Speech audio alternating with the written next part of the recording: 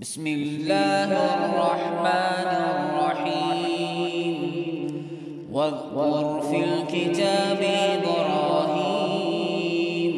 إنه كان صديقا نبيا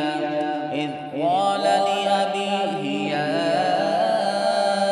أبت لم تعبد ما لا يسمع ولا يبصر ولا يغني عنك شيئا يا أبت إني قد جاءني من العلم ما لم يأتك فاتبعني أهدك صراطا سويا يا أبت لا تعبد الشيطان إن الشيطان كان للرحمن عصيا يا أبت إني أخاف أن يمسك عذاب من الرحمن فتكون للشيطان وليا قال أراغب أنت عن آلهتي يا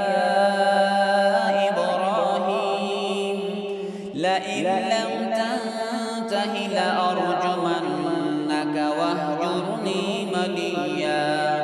قال سلام عليك سأستغفر لك ربي إنه كان بي حفيا وأعتزلكم وما تدعون من دون الله وأدعو ربي عسى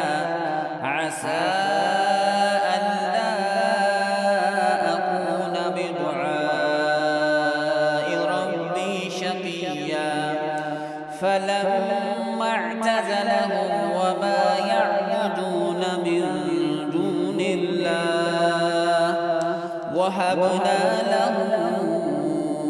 إسحاق ويعقوب وكلا جعلنا نبيا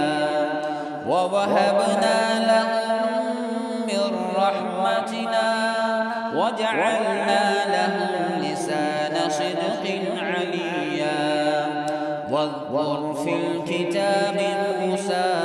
إنه كان مخلصا وكان رسولا نبيا وناديناه من جانب الطور الأيمن وقربناه له من رحمتنا أخاه هارون نبيا واذكر في الكتاب إسماعيل إنه كان صادق الوعد وكان رسولا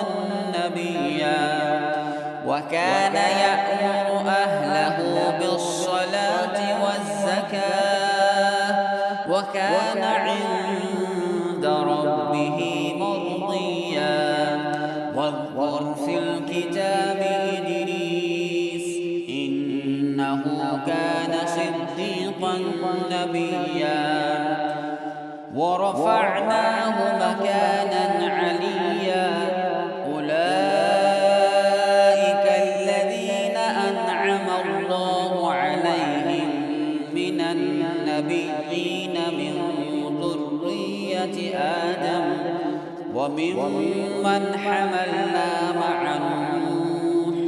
ومن ذرية إبراهيم وإسرائيل وممن هدينا واجتبينا إذا